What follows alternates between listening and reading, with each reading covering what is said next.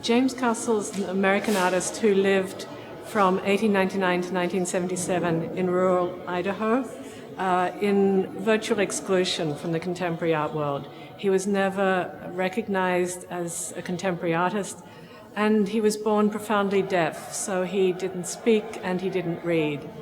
However, he spent virtually the whole of his life making art. He's been recognized as a contemporary artist because of the variety of styles in which he works. He chooses his style, I think, according to the subject and the pictorial issue or pictorial problem he's addressing in that particular work. And he's a contemporary artist in the way he invents materials and media. The exhibition is entitled James Castle Show and Store, to indicate the way in which the work has been organized. None of these works, and there are almost 500 here, has a title, and none of them are dated. And we can't construct a stylistic evolution. So we have to find a new model for organizing it. And I was very interested in the way that Castle, like most artists, was very concerned about preserving his work. And so he kept it by arranging drawings by size and then wrapping them in cloth in bundles. At the same time, like most artists, he was concerned that his work have an audience and that it take the form of exhibitions. And there are a number of drawings which show the exhibitions he made, probably for himself alone, in a disused barn. In those drawings, we see works arranged on the walls and hung in salon style. So there's this double dynamic of showing and storing.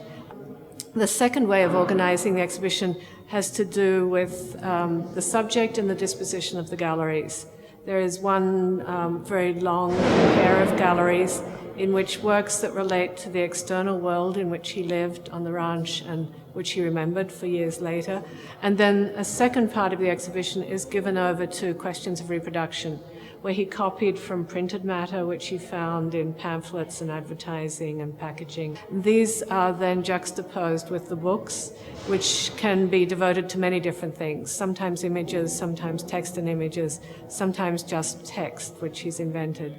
And then this group of drawings which depict the exhibitions he made in the barns. And these are amongst the most subtle and spatially refined drawings in his corpus. Presenting his work here does not so much question the boundaries of what we normally present, but allow us to think about questions which are current in artistic practice from the 60s onwards. Questions of representation, questions about the relationship between visual and verbal texts, the nature of text as image and as writing, the way in which reproduction and appropriation has played a role in contemporary artists' practices, and so on. These are very familiar subjects to us, and we see them in many works in this museum's collection.